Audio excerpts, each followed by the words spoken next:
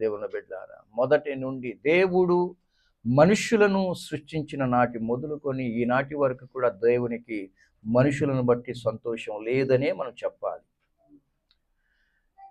మీరు లేఖనాన్ని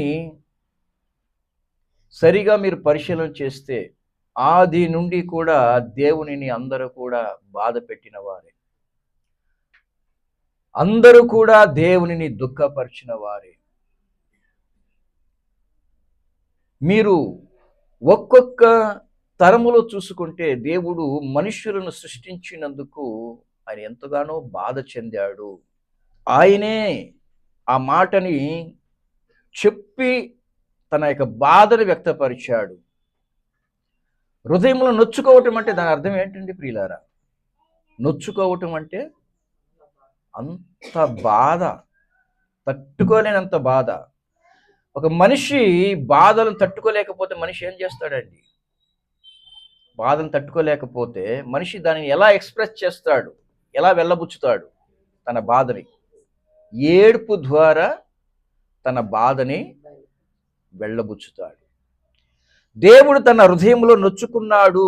ఎందుకు నొచ్చుకున్నాడు అంటే బైబిల్ ఏమని సెలవిస్తుంది? తాను భూమి మీద నరులను చేసినందుకు యెహోవా సంతాపము నొంది తన హృదయములు నొచ్చుకున్నాడు. ఎందుకొరకండి? భూమి మీద నరులను చేసినందుకట. దేవుడు భూమి మీద నరులను చేసినందుకు దేవుడు తన హృదయంలో నచ్చుకున్నాడు, సంతాపము నొంది నొచ్చుకున్నాడట. అంటే ఆయన ఏమైనా ఆలోచన చేసి ఉంటాడో ఒకసారి ఆలోచించేది చూడండి. ఎందుకు నేను వీళ్ళని కలుగజేశాను, ఎందుకు నేను వీళ్ళని పుట్టించాను భూమి మీద అని చెప్పి దేవుడు తన హృదయంలో నొచ్చుకుంటాడు. యెరూషలేము పట్టణమునకు సమీపముగా వచ్చినప్పుడు యేసు ప్రభు ఆ పట్టణమును చూసి ఏడ్చాడు అని లేఖనము మనకి సెలవిస్తుంది. లూకా 19:41. ఆయన పట్టణమును చూసి సమీపించినప్పుడు దాన్ని చూచి దాని విషయమై ఏడ్చాడు అని బైబిలు మనకి సెలవిస్తుంది. క్రీస్తునందు ప్రియమైనటువంటి సాక్షాత్తు సృష్టికర్త ఆయన తన యొక్క దుఃఖాన్ని ఇర్మియా 9:1 వెళ్ళబుచ్చుతాడు. నా జనులలో హతమైన వారిని గురించి నేను దివారాత్రములు కన్నీరు విడిచినట్లు నా తల జలమయము గాను నా కన్ను కన్నీళ్ల ఊటగాను ఉండునుగాక. దేని కొరకు ఏడ్చాడట దేవుడు? నా జనములలో హతమైన వారిని గూర్చి. ఎందుకు హతమవుతున్నారు? ఎందుకు చనిపోతున్నారు? యెహెజ్కేలు గ్రంథంలో ఆ మాట ఆయన రాస్తాడు. 18వ అధ్యాయము 23వ వచనము. దుష్టులు మరణము నందుట చేత సంతోషము కలుగునా?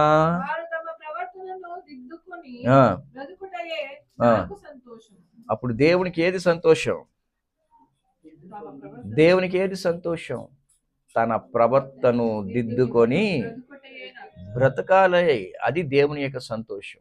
ఈరోజు నిజంగా మనుషులు దేవునిని సంతోష పెడుతున్నారా లేదా అని మనము ఆలోచించి మనము ఖచ్చితంగా ఒక నిర్ణయం తీసుకోవాలి. నిజముగా దేవుడు నన్ను బట్టి సంతోషిస్తున్నాడా, నన్ను గురించి దేవుడు సంతోషిస్తున్నాడా అని మనం ఆలోచించుకోవాలి ప్రియులారా.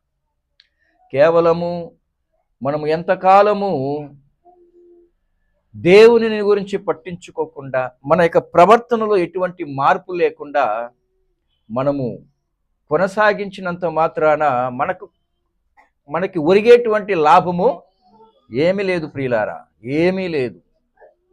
ఈ భూమి మీద బ్రతుకుతున్నప్పుడు మన జీవితంలో నిజముగా నా వలన నా ప్రభు, నా దేవుడు సంతోషిస్తున్నాడా లేదా అని మనమందరము కూడా ఆలోచించవలసిన వారమై ఉన్నాం.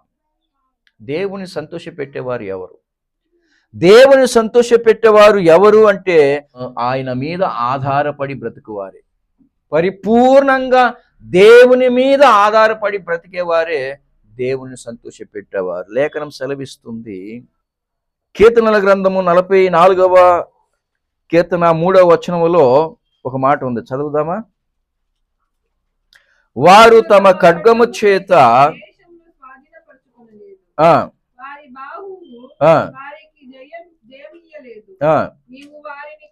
నీవు వారిని కటాక్షించితివి గనుక నీ దక్షిణాస్తమే నీ బాహువే నీ ముఖకాంతియే వారికి విజయము కలుగజేసును. ఇక్కడ ఎవరి సందర్భాన్ని గురించి మాట్లాడుతున్నాడు అంటే ఇశ్రాయేలు ప్రజల యొక్క సందర్భమును గురించి మాట్లాడుతున్నాడు. ఇశ్రాయేలు ప్రజలని దేవుడు ఏర్పరచుకున్న తర్వాత కానానుకు దగ్గరికి వచ్చినప్పుడు మోషే 12 మందిని మరి కానానుని వేగు చూడటానికి పంపిస్తాడు. పంపించినప్పుడు 10 మంది తీసుకొచ్చినటువంటి ఆ యొక్క రిజల్ట్ ఏంటంటే అక్కడ ఉన్నటువంటి ప్రజలు గొప్ప దేహము కలిగిన వారు, వారి ఎదుట మనము మిడతల వలె మనము ఉన్నాము కాబట్టి ఆ దేశమును మనము స్వాధీనపరచుకోలేము అని ఒకరు ఒక వర్తమానం తీసుకొచ్చారు. 2 మాత్రమే వీళ్ళేమన్నారు అంటే లేదు ఖచ్చితంగా మనము ఆ దేశమును స్వాధీనపరచుకోగలము. వీళ్ళిద్దరు తీసుకొచ్చినటువంటి వర్తమానాల్లో వ్యత్యాసం ఉంది. ఒకరేమో అది సాధ్యం కాదన్నారు, ఇద్దరేమో 10 మంది సాధ్యం కాదన్నారు, ఇద్దరేమో సాధ్యము అన్నారు. ఈ ఇరువురిలో ఉన్నటువంటి ఉద్దేశం ఏంటి అని ఆలోచించుకుంటే ఈ 10 మంది తమకున్నటువంటి బలము, తమకున్నటువంటి సామర్థ్యం మీద ఆధారపడి వాళ్ళు ఆ వర్తమానాన్ని తీసుకొచ్చారు.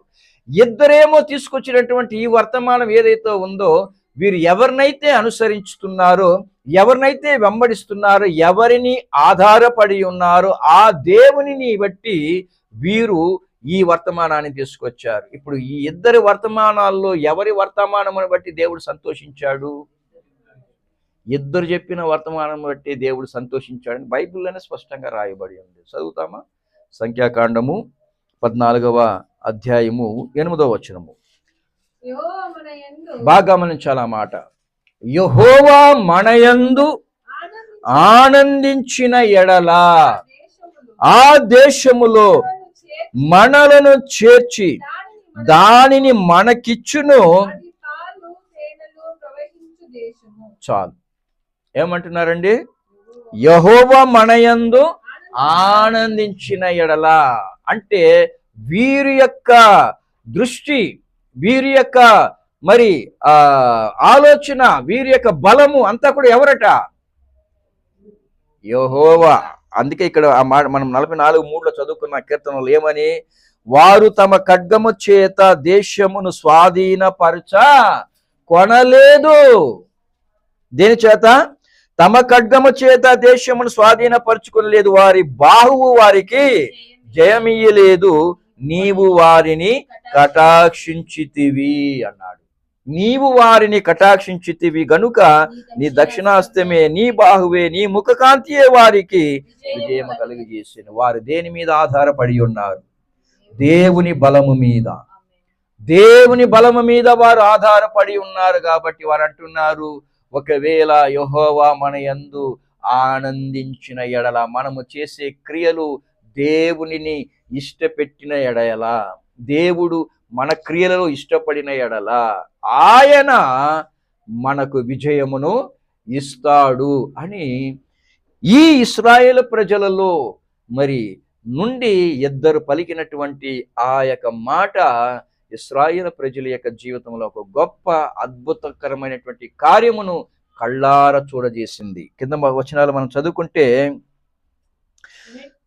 మెట్టుకు మీరు తిరగబడకుడి, ఆ దేశ ప్రజలకు భయపడకుడి, వారు మనకు ఆహారమగుదురు, వారి మీద నుండి తొలగిపోయెను, యెహోవా అదనమాట, యెహోవా మనకి తోడై ఉన్నాడు.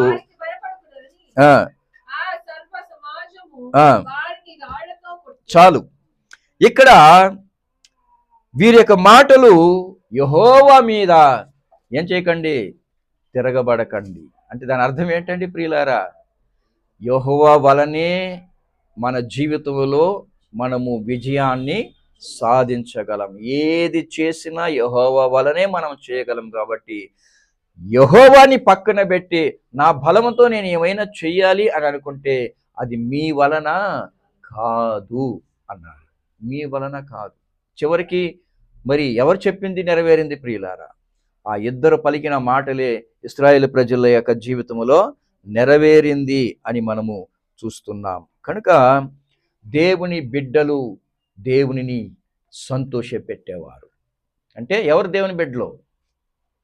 పరిపూర్ణంగా దేవుని మీద మనస్సు కలిగి, దేవుని మీద నమ్మిక కలిగి, తమ జీవితాలని దేవుని యొక్క నడుపుదలకు ఎవరైతే ఒప్పుకుంటారో వారే దేవుని బిడ్డలు. అంటే దేవుని యొక్క మాటలను అనుసరించి నడుచుకునేవారు దేవునిని సంతోషపెట్టేవారు. రెండవదిగా ఆయనకు భయపడి ఆయన కృపకు కనిపెట్టుకునేవారు దేవుని సంతోషపెట్టేవారు. నిజంగా దేవుని యందు మనకు ఆ భయం ఉందా? దేవుని యొక్క కృప కొరకు మనం ఎదురు చూస్తున్నామా? బైబిల్ సెలవిస్తుంది 147వ కీర్తన 11వ వచనము, తన యందు భయభక్తులు గల వారి యందు, తన కృప కొరకు కనిపెట్టు వారి యందు యెహోవా ఆనందించువాడై ఉన్నాడు. దేవుడు ఎవరిని బట్టి ఆనందిస్తున్నాడు? ఎవరిని బట్టి సంతోషిస్తున్నాడు అంటే తన యందు భయభక్తులు గల వారి యందు, తన కృప కొరకు కనిపెట్టు వారి యందు. క్రీస్తునందు ప్రియమైనటువంటి దేవుని పెట్టారా, ఆయన యొక్క కృప ఎవరి యందు ఉంటది అంటే ఆయన దృష్టి ఆయన యందు భయభక్తులు గల వారి మీదను, ఆయన కృప కొరకు కనిపెట్టి వారి మీదను నిలుచుచున్నది అని 33:19 కీర్తనలో మనం చదువుకుంటాం. 33వ కీర్తన 19వ వచనంలో ఈ మాట రాయబడి ఉంటుంది. ఆయన దృష్టి ఎవరి మీద ఉంటుందంట? ఆయన యందు భయభక్తులు గల వారి మీదను, ఆయన కృప కొరకు కనిపెట్టి వారి మీదను నిలుచుచున్నది. దేవుని యొక్క దృష్టి ఎవరి మీద ఉన్నదో వారు ధన్యులు ప్రియులారా. ఎవరి మీదైతే దేవుని దృష్టి ఉన్నదో వారు ధన్యులు. దేవుడు ఎవరినైతే చూడకూడదు అని అనుకుంటాడో నిజంగా వారి జీవితం సంతోషంగాను ఆశీర్వాదంగాను ఉండదు. బాగా గమనించాలి. దేవుని దృష్టి మన మీద ఉండటానికి మనము ఎక్కువగా ప్రార్థించాలి, ప్రయత్నించాలి. కొన్నిసార్లు మనము ఒక గొప్ప వ్యక్తులు ఎదుట వెళ్ళినప్పుడు ఎలాగైనా ఆయన నన్ను చూడాలి, ఎలాగైనా ఆయన నన్ను చూడాలని మనం ముందుకెళ్ళి మరీ ఎంత గుంపు ఉన్నా కానీ ఆయన నన్ను చూడాలి అన్నటువంటి ఒక వ్యక్తుల ఎదుట మనం ఎంతో ప్రయాసపడతాం. ఎందుకు? ఆయన నన్ను చూస్తే నిజంగా ఆయన వలన నాకు ఏదైనా మేలు జరుగుతుంది అన్నటువంటి ఉద్దేశంతో. అదే కానీ దేవుని యొక్క దృష్టి నా మీద ఉండాలి అని మనం ఆలోచించుకుంటే ప్రియులారా, అది మన జీవితంలో ఒక గొప్ప భాగ్యము అని మనం గుర్తించుకోవాలి. అది ఎవరికి ఉంటుంది అంటే ఆయన యందు భయభక్తులు గల వారి మీద మాత్రమే. దేవుడు ఎవరినైతే చూడకూడదు అనుకుంటాడో ఆ వ్యక్తి యొక్క జీవితం భూమి మీద ఉన్న ఫలితం లేదు. దేవుని దృష్టి ఎవరి మీదైతే ఉండదో వారి యొక్క జీవితం ఈ భూమి మీద ఏమాత్రము కూడా పనికిరాదు.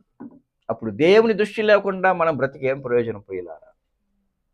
దేవుని దృష్టి మన మీద ఉండాలని కోరుకోవాలి. దేవుని యొక్క దృష్టి ఎవరి మీద ఉంటది అని మనం చూసాము.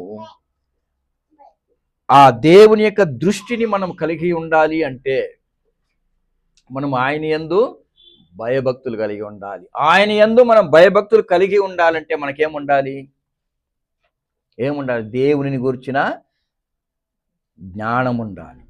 దేవునిని గూర్చిన జ్ఞానం ఉండాలి. దేవునిని గూర్చిన జ్ఞానము లేకుండా దేవుని యందు భయభక్తులు కలిగి ఉండటం అంటే అది అసాధ్యం. అందుకే దేవుడు ఏమన్నాడంటే చిన్నప్పటి నుండే మీ పిల్లలకి దేవుని గురించిన జ్ఞానమును నేర్పండి అని చెప్పాడు.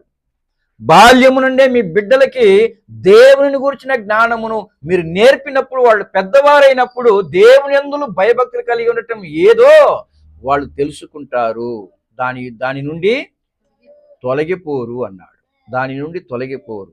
ఎందుకంటే బైబిల్ సెలవిస్తుంది, యెహోవా యందు భయభక్తులు కలిగి ఉండుటయే జ్ఞానమునకు మూలము. యెహోవా యందు భయభక్తులు కలిగి ఉండుటయే జ్ఞానమునకు మూలము. ఆయన జ్ఞానము లేకుండా ఈ భూమి మీద ఈరోజు ఎంతో మంది నశించిపోతున్నారు. అందుకే ప్రవక్త అంటాడు, హోషేయ, నా జనులు జ్ఞానము లేకయే నశించుచున్నారు అన్నాడు. ఏది దేవుని జ్ఞానము? దేవుని వాక్యము. ఏది దేవుని జ్ఞానము? దేవుని వాక్యము. ఎవరైతే దేవుని యొక్క వాక్యమును మరి విసర్జించుకుంటారో వారు ఖచ్చితముగా నశించిపోతారు. ఖచ్చితముగా నశించిపోతారు. ఎందుకంటే వారికి జ్ఞానం ఎలాంటిదట? సామెతలు 1వ అధ్యాయము 29వ వచనము, జ్ఞానము వారికి అసహ్యమాయను, యెహోవా యందు భయభక్తులు కలిగి ఉండుట వారికి ఇష్టము లేకపోయెను అన్నాడు. జ్ఞానమే లేకపోతే, దేవుని వాక్యమే వద్దనుకుంటే ఇంకా దేవుని యందు భయం ఎలాగొస్తుందండి? ఈరోజు వాక్యం చదివేటప్పుడు నిజంగా మనకి భయం వస్తుందా లేదా? వస్తుందా లేదా? ఎందుకు వస్తుంది? అబ్బో, దేవుడు మరి పూర్వము ఆయన జరిగించినటువంటి కార్యములను మనం ఆలోచించుకునేటప్పుడు, దేవునికి పూర్వము మనకు ముందు పితరులు ఏ విధంగా బ్రతికారో దానిని బట్టి ఎలాంటి తీర్పులు పొందారు అన్నటువంటి ఈ మాటలన్నీ కూడా చదువుకునేటప్పుడు మనకేం రావాలి? భయం రావాలి. నేను ఆ విధంగా ప్రవర్తించకూడదు. ఇవన్నీ కూడా ఎందుకు రాయించాడంట దేవుడు?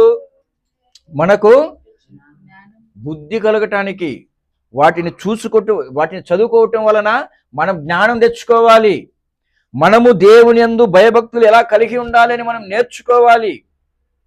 కాబట్టి దేవుని యొక్క జ్ఞానము మనకు లేకపోతే ఖచ్చితంగా దేవుని యందు మనం భయభక్తులు కలిగి బ్రతకలేము.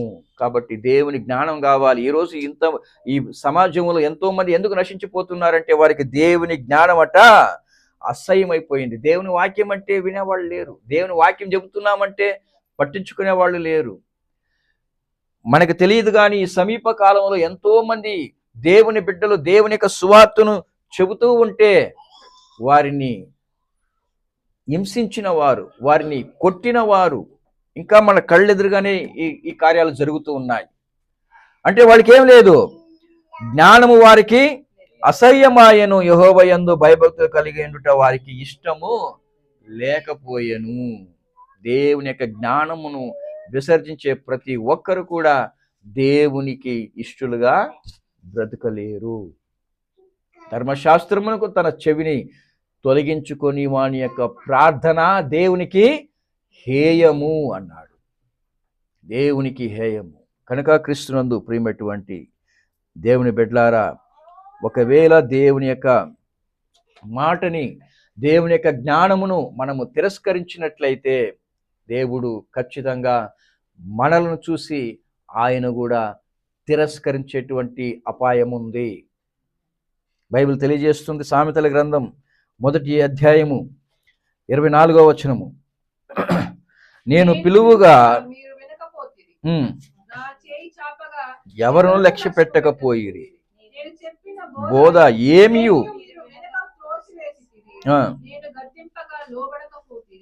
కాబట్టి మీకు అపాయము కలుగునప్పుడు నేను నవ్వెదను,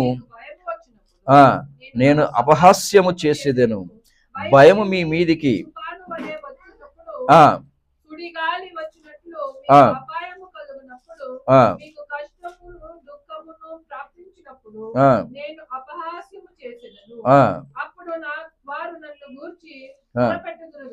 కానీ ఈయకుందును అంటున్నాడు.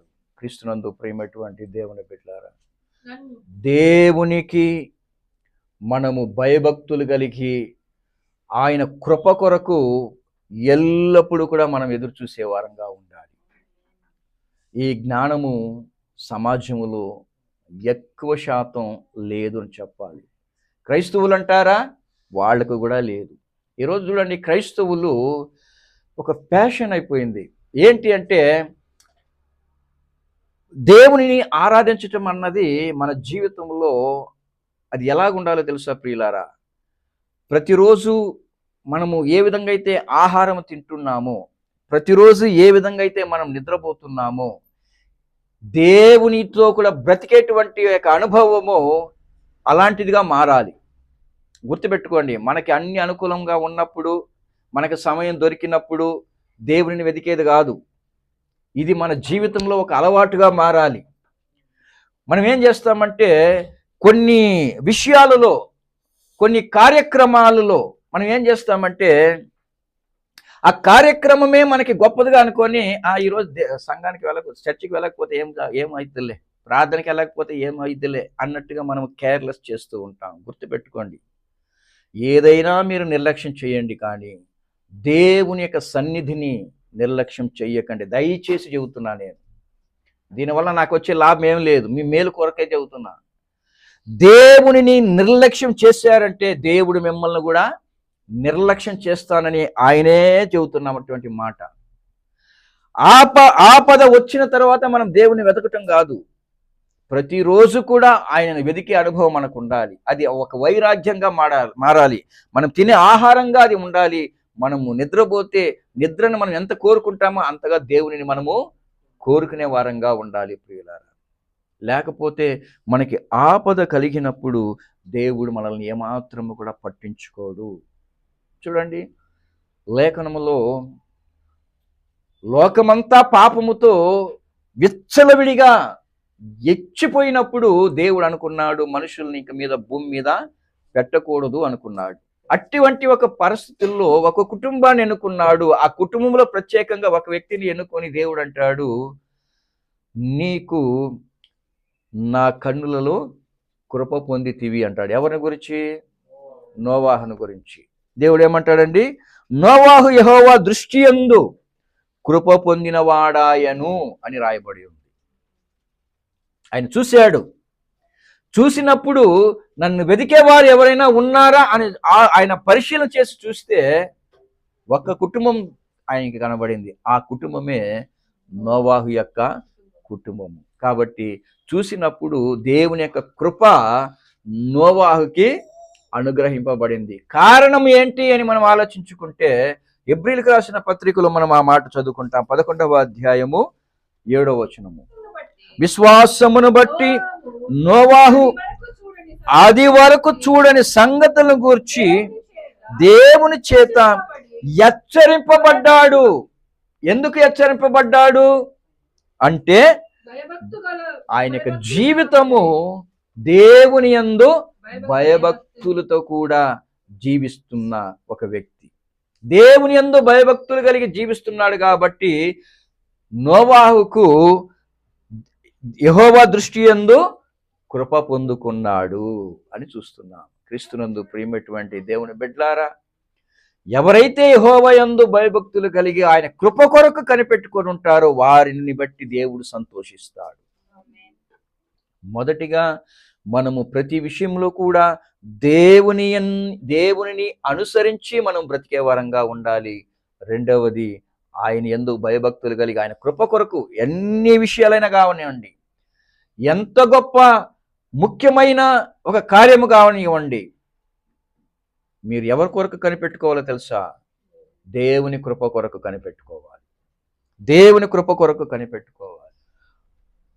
దేవునిని ఆరాధించటం అంటే ఒక ప్యాషన్ అయిపోయింది. ఆదివారం అయితే బాగా మంచిగా డ్రెస్ చేసుకొని అక్కడికి వెళ్ళి ఒక 2 అవర్లు కూర్చొని వస్తే సరిపోయింది. అంతే మనం దేవునికి చేయవలసినటువంటిది. ఇంకేమీ ఆయనతో మనకి పని లేదు. ఎప్పటి వరకు? మళ్ళా వచ్చే ఆదివారం వరకు ఆయనతో మనకి పని లేదు అన్నట్టుగా ఈ లోకం వెళుతూ ఉంది. అయితే వాళ్ళకి ఒకటి తెలియదు.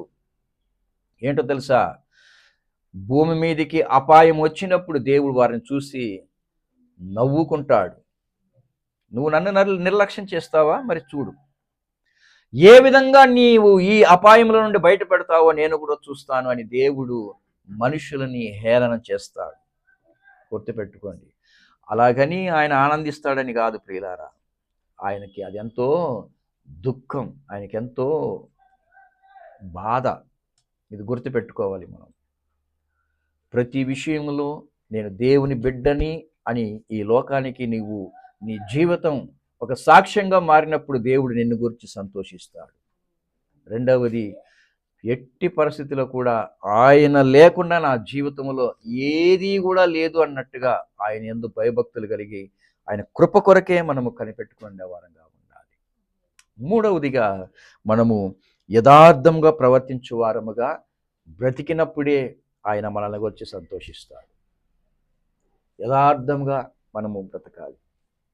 దేవుడు మరి లేఖనంలో మనం చూస్తున్నాము, యథార్థము లేని ప్రతి ఒక్కరిని కూడా ఆయన నష్టపాలు చేశాడు, శ్రమల పాలు చేశాడు అని మనం చూస్తున్నాం.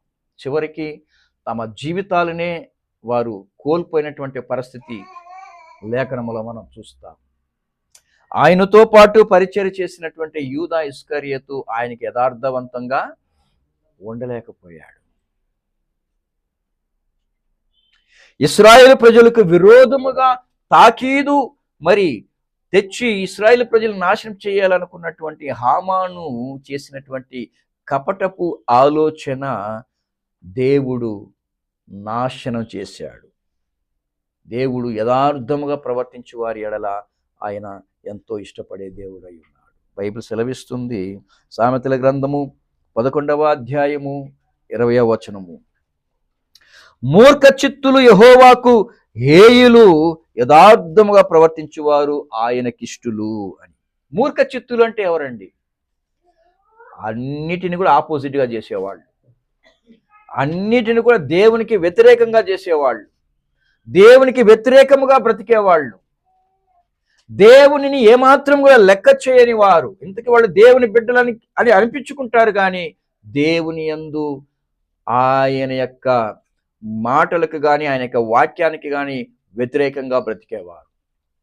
అందుకే ఆనాడు స్టెఫను, ఆనాడు ఉన్నటువంటి ఉపదేశకులను, ఇశ్రాయేలు ప్రజలను ధర్మశాస్త్రాన్ని వైరాగ్యముతో పాటిస్తున్నామని మరి ధీమాగా తిరుగుతూ, మేమే దేవునికి సాక్షాత్తు ప్రతినిధులమని అనుకుంటూ సంఘములో విర్రవీగుతున్నటువంటి పరిసయ్యులను చూసి స్టెఫను ఏమన్నాడు తెలుసా? ఒకసారి 7వ అధ్యాయం అపోస్తల కార్యములు 51వ వచనం చూడండి. 7వ అధ్యాయము 51వ వచనం, ముష్కరులారా,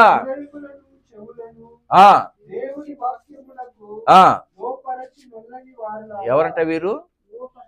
దేవుని వాక్యమునకు చెవులను హృదయమును దేవుని వాక్యానికి లోపరచని వారు. గుర్తుపెట్టుకోండి క్రీస్తునందు ప్రేమటువంటి దేవుని బిడ్డలారా, ఈ మూర్ఖ చిత్తులు అంటే పేరుకేమో దేవుని బిడ్డలు, దేవుని వాక్యానికి మాత్రము ఏమాత్రము లోబడరు. స్టబ్బర్న్స్ అంటారు. దేవునికి వ్యతిరేకంగా, దేవుని వాక్యానికి వ్యతిరేకంగా నిలబడేవారు. ఇంతకీ ప్రార్థనలు చేస్తారా? చేస్తారు. ఆరాధనకు వెళ్తారా? వెళ్తారు. అన్నీ చేస్తారు, కానీ దేవుని వాక్యానికి మాత్రము లోబడరు. అందుకే అంటాడు, ముష్కరులారా, హృదయములోను చెవుల్లోను దేవుని వాక్యమునకు లోపరచ నొల్లని వారారా, మీ పితరుల వలె మీరును ఎల్లప్పుడు. అదనమాట. దేవునిని ఎదిరించేటువంటి ధైర్యం ఎక్కడి నుండి వస్తుందండి? అది ఎక్కడి నుండి వస్తుంది అంటే, ఇప్పటికి నాకేం జరగలేదు కాబట్టి నేను దేవుని వాక్యానికి భయపడకపోయినా మరలా ఆయన సన్నిధికి వెళ్ళి ప్రార్థించి, మోకరించి, ఏడిచి ఆయన ఎదుట యాక్టింగ్ చేస్తే ఆయన అట్నే కరిగిపోతాడు అని అనుకుంటున్నాం. మీరు మనుషుల్ని మోసపరచవచ్చు, దేవునిని ఎట్టి పరిస్థితుల్లో కూడా మోసపరచలేరు. ఎట్టి పరిస్థితుల్లో కూడా మోసపరచలేరు. ఆయనకి వీరు హేయులు అంటున్నాడు. మూర్ఖ చిత్తులు యెహోవాకు హేయులు. ఎందుకంటే దేవుని వాక్యమును వ్యతిరేకించే ఎవరైనా సరే వారు మూర్ఖ చిత్తులే. అలాంటి వారు దేవునికి హేయులు. యథార్థవంతులుగా, యథార్థముగా ప్రవర్తించేవారు ఆయనకి ఇష్టులు. పరిస్థితి ఏ విధంగా అయినా ఉంది, మీరు ఎట్టి స్థితిలోనైనా ఉండండి, ఆయన ఎదుట వచ్చినప్పుడు మేకప్ చేయకూడదు. అర్థమవుతుందని చెప్పేది? అన్నీ చేసి వచ్చి నేను ఏమి చేయనట్టుగా ఎరగని వాడుగా, నా సహోదరుడికి నేనేమైనా కావలివాడినా అని చెప్పకూడదు. ఎందుకంటే నీ సహోదరుడి యొక్క రక్తము నాకు మొరపెడుతుంది. నువ్వు అనుకుంటున్నావు మనుషులు కళ్ళు కప్పేశాను, ఎవరు చూడలేదులే అనుకొని. నిన్ను చూసే దేవుడు నేను. ఎందుకంటే నిన్ను సృష్టించిన వాడిని నేను. నీ హృదయంలో ఏం పరిగెడుతుంది, నీ హృదయంలో ఏ ఆలోచనలు కలిగి ఉన్నావు, నీవేమి ఆలోచన చేస్తున్నావో అంతా కూడా నాకు తెలుసు. నీ సహోదరుడి యొక్క రక్తము నాకు మొరపెడుతుంది. ఏమీ తెలియనట్టుగా నువ్వు వచ్చి చెప్పినంత మాత్రం నేను నమ్మేను. ఆయనకు కనబడిన స్పర్శము ఏది కూడా లేదు అని బైబిల్ స్పష్టంగా తెలియజేస్తూ ఉంది. క్రీస్తునందు ప్రేమటువంటి దేవుని బిడ్డలారా, యథార్థంగా ప్రవర్తించే వారికి ఆయన ఇష్టుడు. బైబిల్ తెలియజేస్తుంది, మన జీవితంలో ఎటువంటి పరిస్థితి అయినా ఆయన ఎదుటికి వచ్చినప్పుడు మనము ఒప్పుకునే వారంగా ఉండాలి. దావీదు తాను చేసినటువంటి పాపము ఎవ్వరు చూడలేదులే అని అనుకున్నాడు. భయంకరమైన దుష్కార్యము చేసి అతడు అనుకున్నాడు, నేను చేసిన కార్యము అది మరుగైపోయింది అనుకున్నాడు. దేవుడు చూశాడు, నువ్వు చేసిన దుష్కార్యం ఎంత భయంకరమైనది తెలుసా దావీదా? నువ్వు చేసి ఏమి తెలియలేదు అనుకుంటున్నావు, కానీ అన్నిటిని చూసే దేవుడు ఒకడు ఉన్నాడు అన్నప్పుడు దావీదు అంటాడు, అవును నేను పాపం చేశాను అయ్యా, నన్ను క్షమించు, నేను పాపం చేశాను అన్నప్పుడు దేవుడు కనికరించి దావీదు యొక్క పాపమును ఆయన పరిహరించాడు అని లేఖనం సెలవిస్తుంది. కారణం ఏంటో తెలుసా? దావీదు తాను చేసినటువంటి పాపమును ఒప్పుకొని దేవుని ఎదుట యథార్థముగా ప్రవర్తించాడు. క్రీస్తునందు ప్రియమైనటువంటి దేవుని బిడ్డలారా, బైబిల్ తెలియజేస్తుంది 12వ సామెతల గ్రంథం 22వ వచనము, అబద్ధమాడు పెదవులు యెహోవాకు హేయములు, సత్యవర్తనులకు ఆయనకి ఇష్టులు. ఏదైనా కావనివ్వండి, మీరు ఎంత భయంకరమైన పాపమైనా చేయండి, దేవుని దగ్గరకు వచ్చినప్పుడు అది మూసుకోవద్దు, దాన్ని మరుగు చేయకండి. దేవుని ఎదుట యథార్థముగా ప్రవర్తించేవారు ఆయన కావాలి. ఈరోజు ఈ లోకంలో ఎంతమంది క్రైస్తవులు ఉన్నారో అందరినీ కూడా ఆయన ఇష్టపడుతున్నాడంటే లేదు ప్రియులారా. ఎందుకంటే బైబిల్ తెలియజేస్తుంది, ఎవరికి ఆయన ఇష్టలు అంటే, ఎవరి యందు ఆయన ఇష్టపడుతున్నాడు అంటే యథార్థముగా ఆరాధించేవారు కావాలి. హృదయములో మరి ఎటువంటి కపటము లేకుండా దేవునిని యథార్థముగా ఆరాధించేవారు ఆయనకి కావాలి. బైబిల్ తెలియజేస్తుంది, తన్ను ఆరాధించేవారు అట్టివారే కావాలని తండ్రి కోరుచున్నాడు అని యోహాను 4:23లో మనం చదువుకుంటాం. అంటే దేవుడు ఏమాత్రము కూడా యథార్థము లేకుండా బ్రతికే వారిని ఆయన ఇష్టపడడు.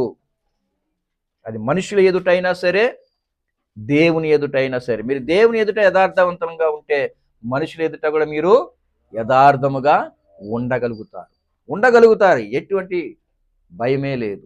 గుర్తుపెట్టుకోండి, మనం ఏది మాట్లాడినా యథార్థంగా ఉండాలి, ఏ కార్యము చేసినా యథార్థముగా ఉండాలి. ఒకవేళ మనము మాట్లాడే మాటలు ఎదుటి వారికి అది బాధ కలిగించినా, ఒకవేళ మీ మీద కోపాన్నే తప్పించినా యథార్థంగా మాట్లాడండి. ఎందుకంటే మనం దేవునిని మెప్పించే వారంగా ఉండాలి. ఎవరిని మెప్పించే వారంగా ఉండాలి? నిన్న చదువుకున్నాం, వాళ్ళు మనుషుల్ని మెప్పించడానికి ఎక్కువగా ఎదురు చూశారు. ఎందుకంటే అబ్బో మేము ఒకవేళ ఈ కార్యము చేశామంటే, అంటే యేసు ప్రభుని విశ్వసించాము అంటే మమ్మల్ని సమాజంలో నుండి వెలివేసేస్తారు, కాబట్టి మేము మనుషులు మెప్పించుకునే వాళ్ళంగా ఉంటే చాలు అనుకున్నారు. ఈరోజు సమాజంలో చాలా మంది అలాగే ఉన్నారు. అది వాళ్ళకి డేంజర్ అన్న సంగతి వాళ్ళకి తెలియదు, అది ఎంత అపాయం అన్నటువంటి సంగతి వాళ్ళకి తెలియదు. బైబిల్ తెలియజేస్తుంది ప్రియులారా, 11వ అధ్యాయము సామెతల గ్రంథం 1వ వచనము, దొంగ త్రాసు యెహోవాకు ఏమో సరి అయిన గుండు ఆయనకి ఇష్టము అన్నాడు. ఇదేదో మీరు దొంగ త్రాసు అనగానే త్రాసుని గురించి ఆలోచించకండి, వెయిట్ వేసే దాని గురించి ఆలోచించకండి. కోర్టులో కూడా త్రాసు ఉంటుంది. కోర్టులో కూడా న్యాయదేవత ఒక త్రాసును పట్టుకొని నిలబడి ఉంటుంది. అంటే దాని అర్థం ఏంటంటే మీరు తూచే ఆ యొక్క త్రాసు న్యాయమైనదిగా ఉండాలి, యథార్థమైనదిగా ఉండాలి అని అర్థం. ఎందుకంటే మీరు ద్వితీయోపదేశకాండం 25వ అధ్యాయము 15వ వచనంలో మనం ఆలోచించుకుంటే అక్కడ దేవుడు ఇశ్రాయేలు ప్రజలను చూసి ఏమంటాడు చూడండి, నీ దేవుడైన యెహోవా నీకిచ్చుచున్న దేశంలో నీవు దీర్ఘాయుష్మంతుడు అగినట్లు తక్కువవి కాని న్యాయమైన తూనిక రాళ్ళు నీవు ఉంచుకొనవలెను. తక్కువది కాని న్యాయమైన తూము నీకు ఉండవలెను.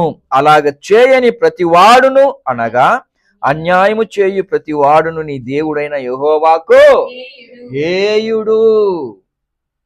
అంటే యథార్థము లేకుండా హృదయములో కపటమైన ఆలోచనలతో ప్రవర్తించే ప్రతి ఒక్కరు కూడా ఎదుటి వారికి మేలుని కోరలేరు. ఎదుటివారి మేలుని కోరలేరు ప్రియులారా. యథార్థముగా ప్రవర్తించే స్నేహితుడు తన స్నేహితుడిని గాయపరుస్తాడు. ఎందుకంటే వాడి ప్రేమ యథార్థమైనది కాబట్టి. దేవునిని ఇష్టపెట్టే వారంగా ఉండాలి అంటే యథార్థముగా ప్రవర్తించాలి. దేవుడు తన భక్తులను చూసి స్వయాన దేవుడు ఇచ్చినటువంటి సాక్ష్యం ఏంటి? యోబును చూసి అన్నాడు, యోబుకి తన జీవితంలో ఆయన పొందుకున్న శ్రమలు, బాధలు, కష్టాలు ఎన్నో, వాటన్నిటి మధ్యలో కూడా యోబు యథార్థవంతుడు అన్నటువంటి సాక్ష్యమును దేవుని యొద్ద నుండి పొందుకున్నాడు. దానికి కారణం ఏంటి? ఒకటి, ఆయనే అంటాడు, యోబు దేవుని యందు భయభక్తులు కలిగి ఉండి యథార్థముగా ప్రవర్తించినవాడు. చివరి తన క్షణాల్లో కూడా దేవుని కృప కొరకు కనిపెట్టుకున్నవాడు. భయభక్తులు కలిగి దేవుని కృప కొరకు మరణ పర్యంతము కనిపెట్టుకొని ఉన్నాడు. కాబట్టి దేవుడే యోబుని గురించి సాక్ష్యం పలికాడు. క్రీస్తునందు ప్రియమైనటువంటి దేవుని బిడ్డలారా, అలాంటి వారినే దేవుడు ఇష్టపడుతున్నాడు. అలాంటి వారిని బట్టే దేవుడు సంతోషిస్తున్నాడు. మీరు నిజంగా దేవుని బిడ్డలైతే, దేవుని బిడ్డలుగా మీరు బ్రతికినట్లయితే, ఒక పౌలులాగా నేను క్రీస్తును పోలి నడుచుకొనుచున్నాను, మీరు నన్ను పోలి నడుచుకోండి అని చెప్పగలిగే స్థితిలో మనం ఉంటే దేవుడు మనల్ని గురించి సంతోషిస్తాడు. దేవుడు మనల్ని గురించి సంతోషిస్తాడు. రెండవది, ఎట్టి పరిస్థితిలో కూడా ఆయన యందు భయభక్తులు కలిగి ఆయన కృప కొరకు కనిపెట్టుకునే వారంగా ఉంటే దేవుడు మనల్ని గురించి సంతోషిస్తాడు. మూడవదిగా, మనము ఎట్టి పరిస్థితిలో కూడా యథార్థతను విడిచిపెట్టకుండా దేవుని యందు నమ్మిక కలిగి విశ్వాసముతో ఆయనకు ఇష్టంగా బ్రతకాలన్నటి కోరిక మనం కలిగి ఉంటే దేవుడు మనల్ని గురించి సంతోషిస్తాడు. కాబట్టి ఇది మనము విని విడిచిపెట్టడానికి కాదు, కానీ మన జీవితంలో దీనిని సీరియస్గా తీసుకొని మన జీవితంలో అది ఒక అంగముగా మనం భావించి మన జీవిత కాలంలో వైరాగ్యముతో మనం బ్రతకటానికి ప్రయత్నించినట్లయితే నిజంగా మన అందరి నిమిత్తమై దేవుడు సంతోషిస్తాడు. దేవుడు తన వాక్యం దీవించునుగాక.